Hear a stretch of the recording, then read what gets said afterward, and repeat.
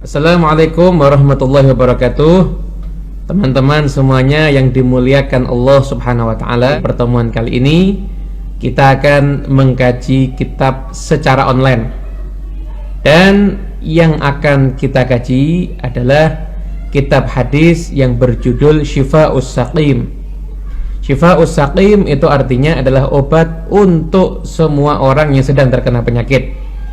Nah, kitab ini berisikan daripada 361 hadis beserta rawinya, juga disebutkan di sini ada riwayat Imam Bukhari, riwayat Imam Muslim, riwayat Imam Al-Hakim, dan juga ada hadis-hadis pilihan yang merupakan riwayat sambung menyambung. Semua rawinya adalah ahlul bait Nabi Muhammad SAW. Semoga kita insyaallah mendapatkan berkah daripada hadis Rasulullah SAW. Kitab ini karya daripada seorang ulama, yaitu Al-Habib Muhammad bin Abdullah Al-Haddar. Habib Muhammad Al-Haddar ini adalah gurunya Habib Zain bin Ibrahim bin Semit, gurunya Habib Umar bin Hafid, dan gurunya ulama-ulama yang lainnya. Mari kita mulai ke hadis yang pertama. Hadis yang pertama adalah hadis tentang niat. An Amirul Mu'minin Umar bin Al-Khattab radhiyallahu ta'ala anhu qala sami'tu Rasulullah sallallahu alaihi wasallam yaqul innamal a'malu binniyat wa innama likulli imri'in ma nawa faman kanat hijratuhu ila Allah wa rasulihi fahijratuhu ila Allah wa rasulihi wa man kanat hijratuhu lidunya yusibuha aw imra'atin yankihuha fahijratuhu ila ma hajara ilaih. Rawahul Bukhari wa Muslim. Teman-teman yang dimuliakan Allah Subhanahu wa taala, hadis yang pertama adalah hadis yang berkaitan dengan niat. Hadis ini diriwayatkan oleh Amirul Mukminin, yaitu Sayyidina Umar bin Khattab. Pertama kali ada orang punya gelar Amirul Mukminin itu Sayyidina Umar. Sebelum Sayyidina Umar belum ada gelar Amirul Mukminin. Beliau meriwayatkan dari Rasulullah SAW bahwasanya Nabi bersabda, innamal a'malu binniyat. Sesungguhnya amal itu tergantung daripada niat. Wa innama likulli imri'in ma nawa. Dan setiap orang itu mendapatkan sesuai dengan apa yang dia niatkan. Barang siapa yang hijrah, itu niatnya karena Allah dan Rasulnya, maka hijrahnya juga akan mendapatkan balasan dari Allah dan Rasulnya, memang karena Allah dan Rasulnya. Tapi barang siapa yang berhijrah karena untuk mencari dunia atau untuk menikahi seorang wanita, maka hijrahnya adalah sesuai dengan tujuan apa yang dia niatkan. Sebab daripada hadis ini adalah ada seorang wanita yang dikenal namanya Ummu Qais. Wanita ini hijrah dan ada laki-laki yang mencintainya, ingin menikahi perempuan tersebut. Tapi perempuan tersebut mengajukan syarat, kalau kamu mau hijrah ke Madinah, baru saya mau untuk kamu nikahi. Akhirnya orang ini hijrah tapi untuk menikah, hingga akhirnya mendapatkan gelar Muhajir Ummu Qais. Orang yang berhijrah tapi karena Ummu Qais, maksudnya karena ingin menikahi Ummu Qais. Nah, ulama mengatakan hadis ini adalah setengah daripada ilmu agama. Karena ilmu agama itu kalau kita mau membahas, ada ilmu yang mengatur anggota tubuh, ada ilmu yang mengatur hati. Dan hadis ini adalah pokok daripada ilmu yang mengatur hati, hingga dikatakan setengah agama. Ada pula ulama yang mengatakan enggak, sepertiga agama. Karena agama ini ada yang melalui hati, ada yang melalui lisan, ada yang melalui perbuatan. Nah, sepertiga ini adalah hubungannya dengan permasalahan niat. Dalam hadis ini dinyatakan orang mau beramal itu tergantung niatnya. Niat ini yang sangat mempengaruhi amal. Dan orang mendapatkan balasan daripada amalnya itu juga tergantung daripada niat. Jadi kita ini harus mengerti ilmu tentang niat. Niat itu intinya amal. Amal itu kalau niatnya bagus, maka amal bagus, niat bagus jadinya bagus. Amal bagus, niat buruk, itu jadinya buruk. amal buruk, niat bagus, gimana? Tetap jadinya buruk. Maka niat dan amal itu harus sama-sama bagus. Andai kata ada seseorang yang dia itu melakukan amal kebaikan, misalkan dia itu bersedekah, akan tetapi niatnya bukan karena Allah. Jadi sedekahnya kan perbuatan bagus, niatnya nggak bagus, gimana? Maka amal tersebut jadinya tidak bagus. Sebaliknya, kalau ada orang yang korupsi, perbuatan buruk, tapi niatnya bagus, mau membangun masjid, sama, perbuatannya itu pun juga jadi perbuatan yang buruk. Jadi niat buruk dan niat bagus itu semuanya mempengaruhi daripada amal. Dan amal yang akan diterima oleh Allah Subhanahu wa ta'ala adalah amal yang berdasarkan niat yang bagus. Oleh karena itu, para ulama salafun salihun mereka mengatakan, kanu yu'allimuna awladahun niyah kama yu'allimuna surat al-Fatihah. Mereka, orang-orang soleh pendahulu kita, mengajarkan kepada anaknya ilmu tentang niat sebagaimana mereka mengajarkan surat Al-Fatihah. Anda tahu gimana orang kalau mengajarkan surat Al-Fatihah? Dia akan ulangi, bacaan gak benar diulang lagi, bacaan gak benar diulang lagi, terus sampai benar-benar bacaannya itu bagus dan mendekati sempurna lah. Nah, orang-orang soleh juga sama. Mereka mengajarkan kepada anaknya niat itu seperti mengajarkan surat Al-Fatihah. Mereka tuntun anaknya mau pergi ke masjid, nah udah niat atau belum? Anaknya mau sedekah, udah niat atau belum? Anaknya mau pergi sekolah cari ilmu, udah niat atau belum? Mereka selalu menekankan kepada anaknya, penting sekali orang tersebut mempunyai niatan-niatan yang banyak. Begitu juga Al-Habib Ali bin Muhammad Al-Habsyi, beliau mendapatkan wasiat daripada gurunya, yaitu, wahai Ali, lakukan di setiap perbuatan apapun juga yang kamu lakukan, di situ jangan pernah kamu melupakan niat, karena niat itu adalah bagian yang paling penting. Nah, dan niat itu dikatakan amal sedikit itu bisa menjadi banyak ketika niatnya pun juga banyak.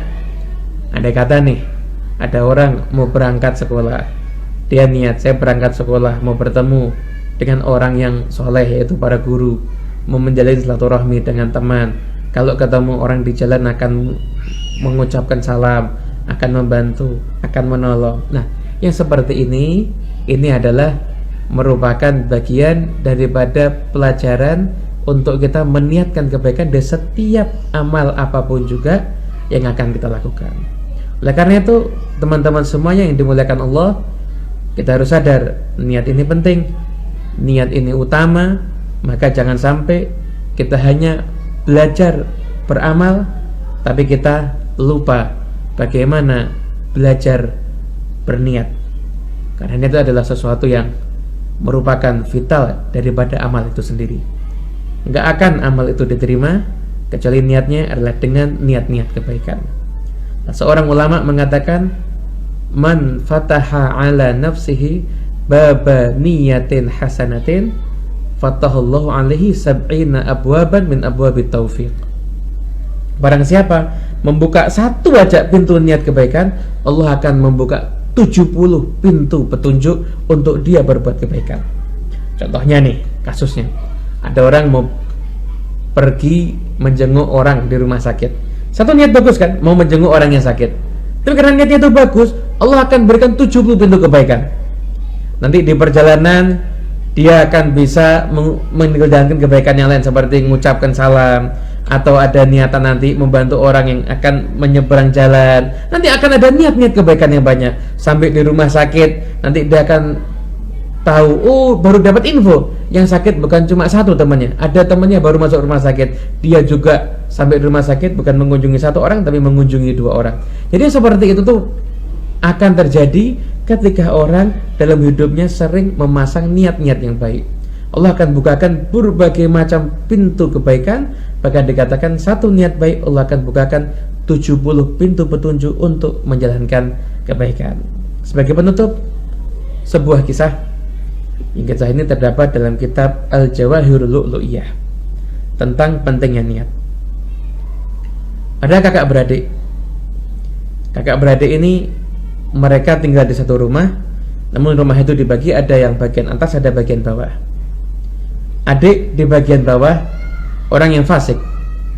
Tiap hari hampir selalu dia minum minuman keras dan menggunakan waktunya untuk hal-hal yang dimurkai oleh Allah. Yang kakak itu tinggal di atas, ahli ibadah. Suatu ketika di suatu pagi, ketika terbangun daripada tidurnya, yang kakak dibisikin oleh setan, kemudian dikatakan, kamu sekian lama hidup cuma ibadah, gak pernah merasakan nikmatnya dunia, gak pengalaman kamu. Adik kamu tuh di bawah merasakan nikmatnya dunia, kamu ikut aja maksiat ke bawah, nanti kalau udah selesai maksiat nanti kamu tobat. Yang adik suatu ketika di hari yang sama itu bangun daripada tidurnya, kemudian adik tersebut merasakan dirinya dalam keadaan hina. Kenapa? Dia terbangun dari tidurnya dalam keadaan, mohon maaf, dia buang air di celananya dan dia dalam keadaan teler.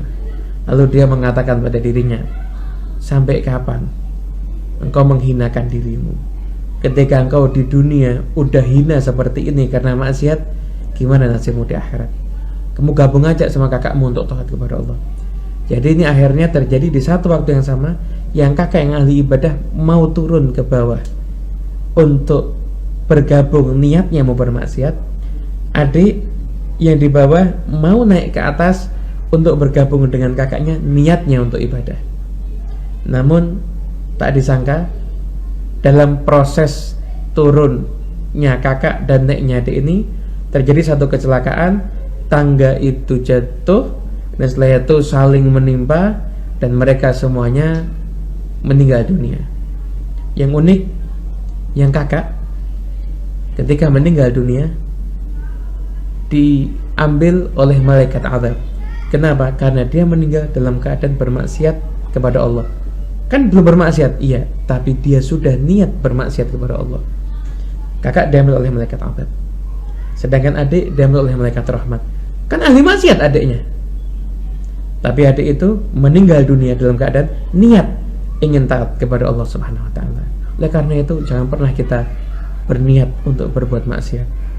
Kalau sampai kita tergelincir langsung tobat. Tapi untuk meniatkan jangan sampai terjadi. Kenapa? Khawatir ketika kita niat dan ketika itu nyawa kita diambil oleh Allah Subhanahu wa taala, maka kita tercatat meninggal dunia dalam keadaan bermaksiat kepada Allah. Akan tetapi sebaliknya selalu kita berniat untuk mengerjakan ketaatan, sekalipun mungkin susah. Niatkan, hari ini kalau saya dikasih nyawa oleh Allah untuk tetap hidup, saya akan berbuat sekian banyak amal saleh. Perkara nanti nggak mampu untuk melakukannya, nggak ada masalah, yang penting udah niat. Diriwayatkan setelah seorang ulama mengunjungi teman yang sedang sakit. Teman itu sedang dalam keadaan sakit parah, bahkan mungkin udah mendekati ajalnya.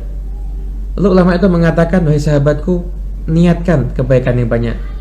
Niatkan kamu mau umroh, kamu mau haji, kamu mau ziarah Rasulullah, kamu mau menghafal Quran, kamu mau mencari ilmu sampai menjadi orang yang berilmu dan bermanfaat ilmunya. Niatkan. Kata yang sakit, saya udah sakit, saya udah mendekati ajal, gimana saya mau melakukan amal kebaikan sebanyak itu? Gak ada masalah, yang penting kamu niatkan. Kalau kamu sampai bisa melakukannya, kamu dapat kebaikan yang banyak. Tapi kalau kamu gak bisa melakukannya, kamu tetap mendapatkan pahalanya karena kamu sudah berniat. Oleh karena itu, teman-teman semuanya, mari kita belajar niat sebagaimana kita belajar amal. Karena dengan niat yang baik, kita semuanya akan mendapatkan kebaikan yang banyak dari Allah Subhanahu wa taala. Ikhlaskan niat, niatkan semuanya karena Allah Subhanahu wa taala, akan banyak keajaiban yang terjadi dalam kehidupan kita. Wassalamualaikum warahmatullahi wabarakatuh.